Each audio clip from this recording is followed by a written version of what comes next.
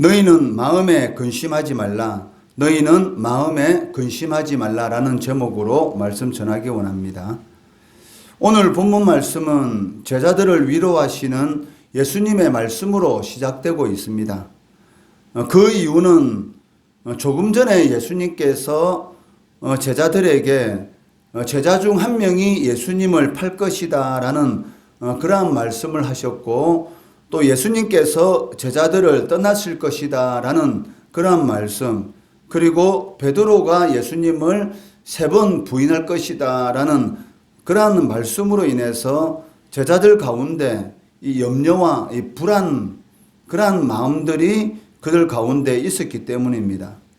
1절에 보시면 마음에 근심하지 말라라고 말씀하고 있는데, 이 마음이 계속적으로 혼란에 빠지지 않도록 하라라는 그러한 의미를 지니고 있습니다.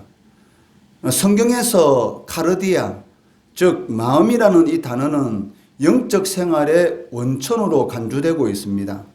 다른 말로 말하면 신앙생활의 중심지가 바로 마음이다라고 할 수 있습니다. 그렇기 때문에 마음이 동요되게 되면 신앙생활에 큰 위기를 맞게 된다는 것이죠. 이 마음이 흔들리지 않고 좌로나 우로나 치우치지 않는 그러한 평화로운 그런 상황 가운데 있을 때에 우리의 신앙 가운데서 많은 열매를 맺을 수가 있는데, 마음이 계속적으로 혼란에 있다 보면 그 마음을 통해서는 이 열매를 맺을 수가 없는 그러한 신앙생활의 위기에 빠지게 된다는 것이죠. 우리가 보통 일반적으로 병 가운데 공황장애라는 그러한 병이 있습니다.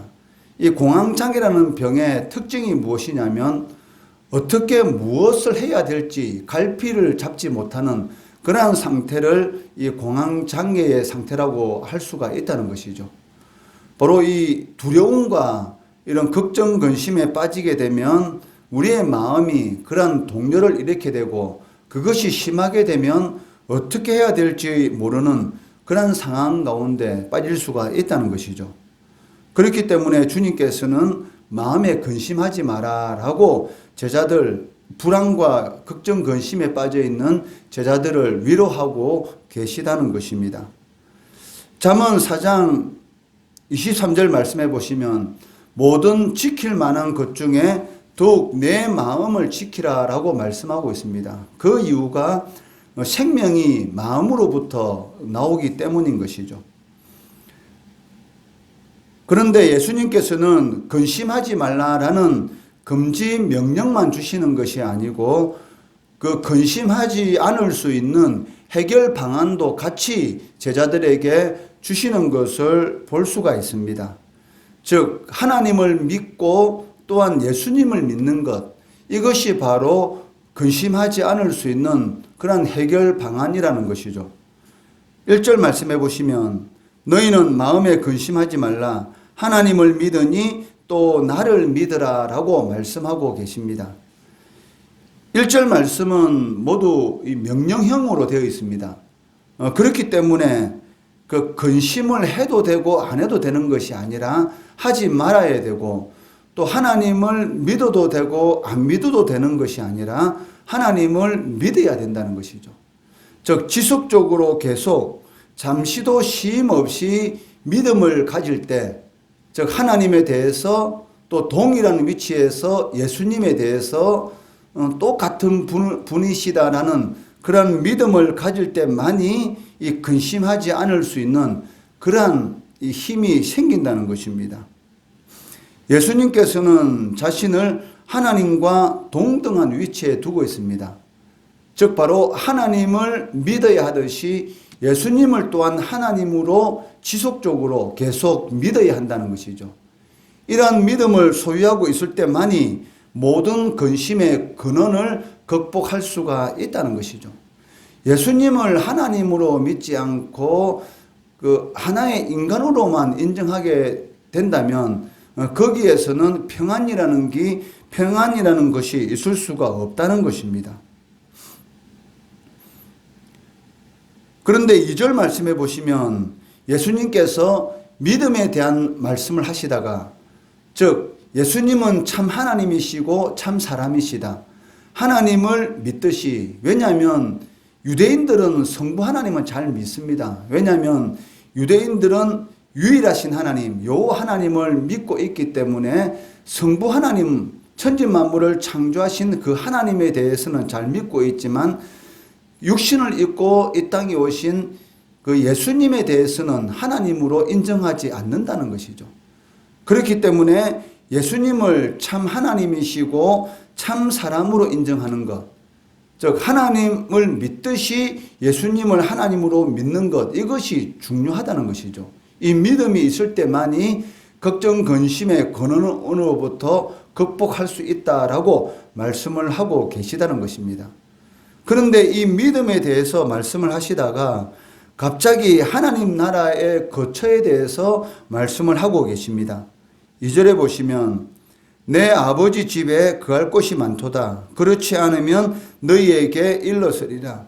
내가 너희를 위하여 거처를 예비하러 간다라고 말씀하고 계십니다. 그 이유는 그 하나님 나라에 대한 그 하나님 나라의 거처에 대한 그런 확신을 가질 때만이 이 세상의 일에 대해서 근심하지 않을 수 있기 때문입니다. 그 실제로 그 제자들이 오순절 성령 충만함의 그 경험을 하기 전에는 항상 두려움 가운데 있었습니다. 예수님이 십자가에 못 박혀 돌아가시고 난 이후에 두려움 가운데 자신들의 이 목숨이 위협받는 그런 상황 가운데서 이 마가의 다락방에 숨어서 자신들이 있었고 또 두려움과 떨림 가운데 거기에 있었던 것이죠. 그러나 오순절 성령 강림, 성령 충만의 역사를 받고 난 이후에는 이 천국에 대한 그 주님께서 말씀하신 하나님 나라의 이 거처에 대한 확신을 가지게 됩니다. 이 확신으로 인해서 죽음에 대한 그런 두려움을 극복하게 되고 순교조차 두려워하지 않고 담대하게 예루살렘 성전에서 예수님이 바로 너희를 십자가에 못 박혀 죽이신 메시아다라고 이렇게 선포하는 것을 우리는 성경 말씀을 통해서 보게 되는 것이죠.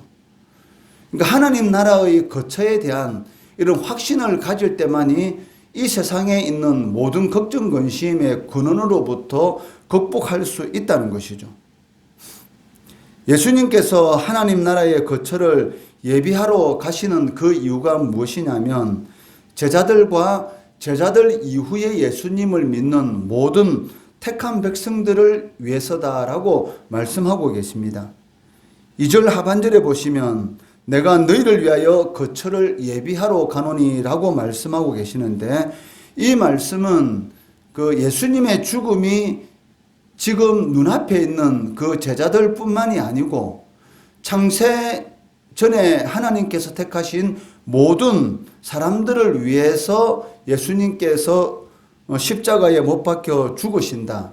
즉 예수님께서 십자가 위에서 지불해야 될 그런 대가다라고 말씀하고 계시다는 것입니다. 그리고 이어서 예수님께서는 자신의 재림에 대해서도 제자들에게 명확한 약속을 해주시고 계십니다. 3절에 보시면 가서 너희를 위하여 거처를 예비하면 내가 다시 와서 너희를 내게로 영접하여 나 있는 곳에 너희도 있게 하리라 라고 말씀하고 계십니다. 3절 말씀해 보시면 영접하여 라는 이 단어가 나오고 있는데 이 단어를 통해서 예수님께서 재림하시는 그 목적이 무엇인지를 우리가 짐작할 수가 있다는 것이죠. 즉 예수님의 그 재림의 목적은 그 예수님을 믿는 모든 사람들을 아버지께로 데리고 가시고자 하는 것에 그 목적이 있다는 것입니다. 그러니까 예수님께서 이 세상에 다시 오시는 그 목적은 예수 믿는 사람들, 즉 거듭난 하나님의 백성들을 아버지께로 데려가기 위한 것이 목적이다라고 말씀하고 계신다는 것입니다.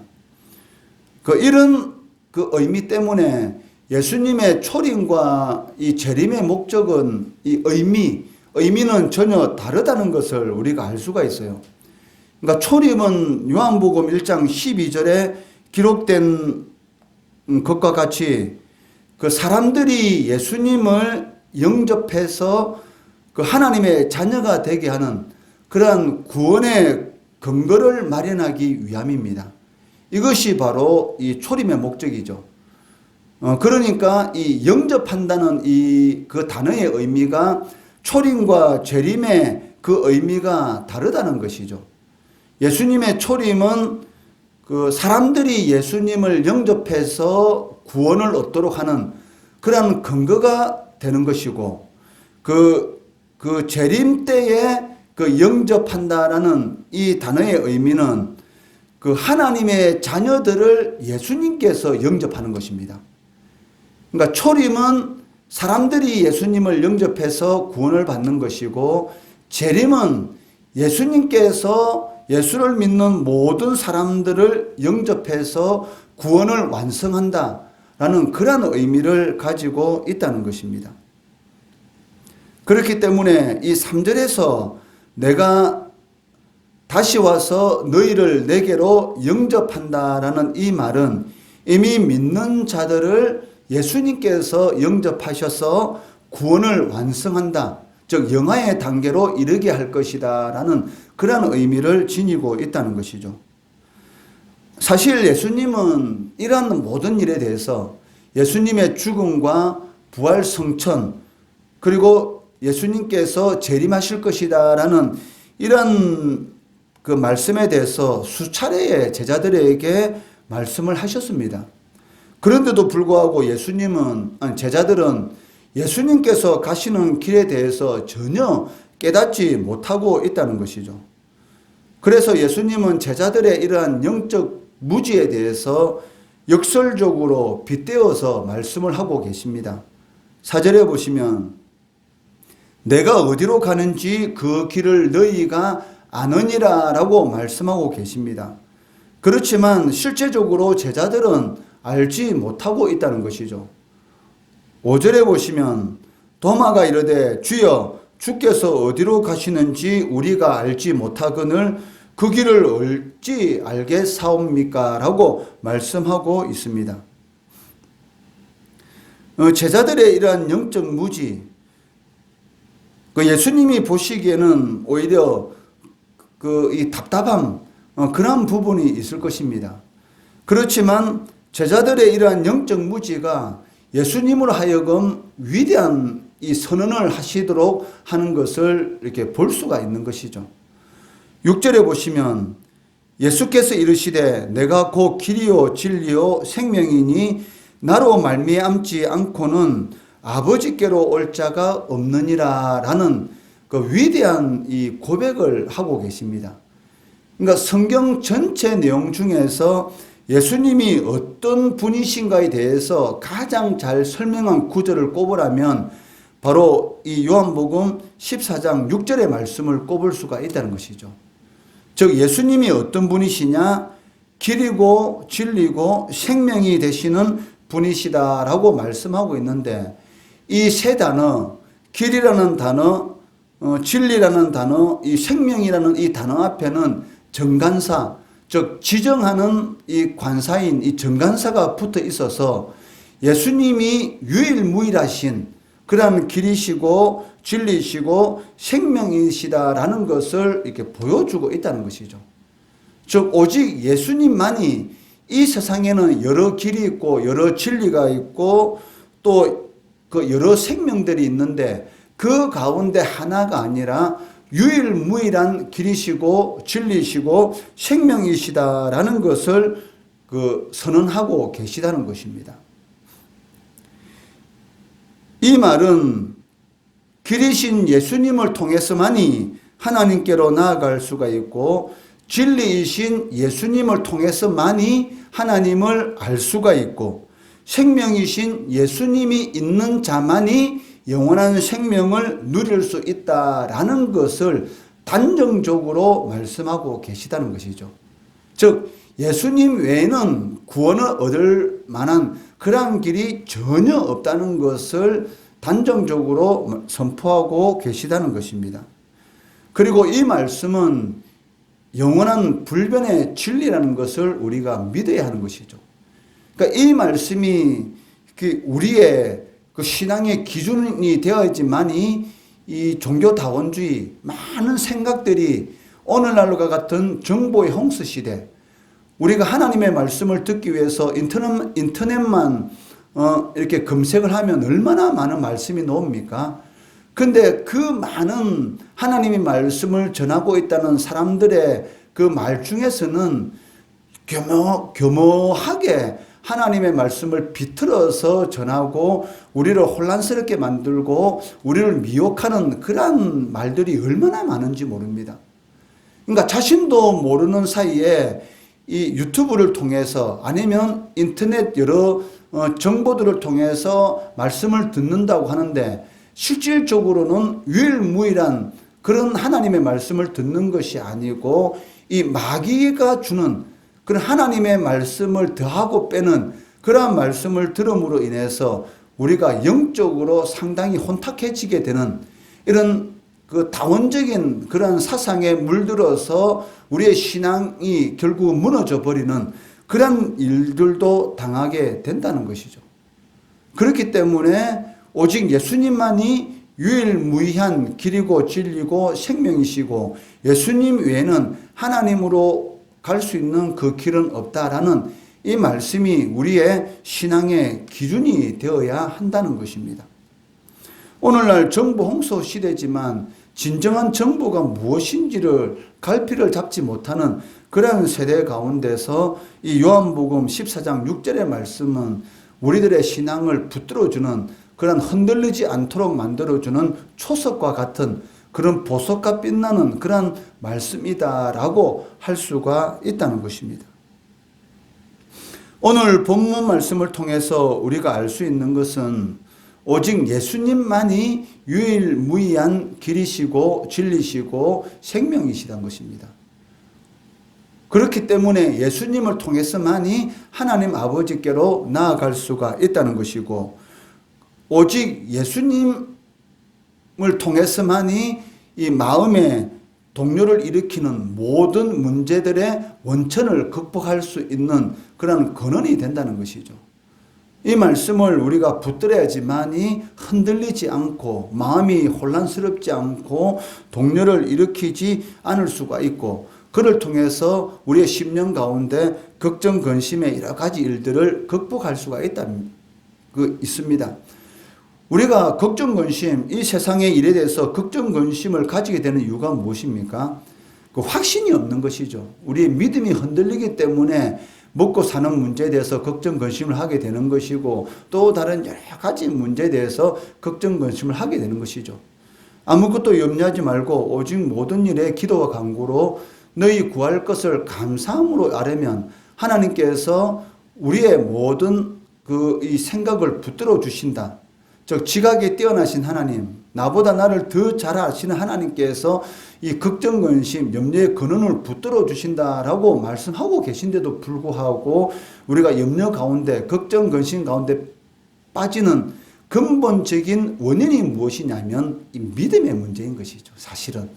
그러니까 겨자씨와 같은 그 믿음 하나만 있다 할지라도 산을 던져서 바다에 던질 수 있는 그런 능력이 나타난다라고 말씀하고 있는데도 불구하고 궁극적으로는 하나님보다 세상적인 문제를 더 크게 보기 때문에 우리가 걱정, 근심, 마음의 동요, 그로 인해서 신앙이 흔들리게 되는 것입니다. 주님께서 말씀하신 그 말씀에 우리의 신앙의 기초를 놓게 되면 흔들리지 않는 걱정, 근심이 없을 수는 없죠. 그렇지만 속히 그 가운데서 빠져나올 수가 있고 극복할 수가 있다는 것입니다. 걱정, 근심이 끊임없이 몰려오게 되면은 결국은 우리의 신앙생활뿐만이 아니고 우리의 영육간에 좋지 않은 그러한 영향을 미치게 되는 것을 보게 됩니다. 예수님을 통해서만이 모든 마음의 동요를 일으키는 그러한 이 권한을 극복할 수가 있다는 것이죠. 그러기 위해서는 지속적으로 우리의 믿음을 가능케 하는 성령 충만이 우리의 삶 가운데 필요합니다. 그렇기 때문에 우리가 기도할 때에 항상 하나님께서 주시는 이 성령 충만을 위해서 기도해야 될 그 이유가 있다는 것이죠. 성령 충만을 통해서 이 세상의 일 때문에 걱정 근심이 하는 것이 아니라 하나님께로부터 오는 그 근심, 그것은 우리를 구원에 이르도록 한다라고 말씀하셨으니 하나님을 위한 근심을 통해서 이 세상으로부터는 모든 것을 이겨나갈 수 있는, 극복할 수 있는 그런 믿음을 소유하는 우리 성도들 되시기를 주의 이름으로 축원합니다.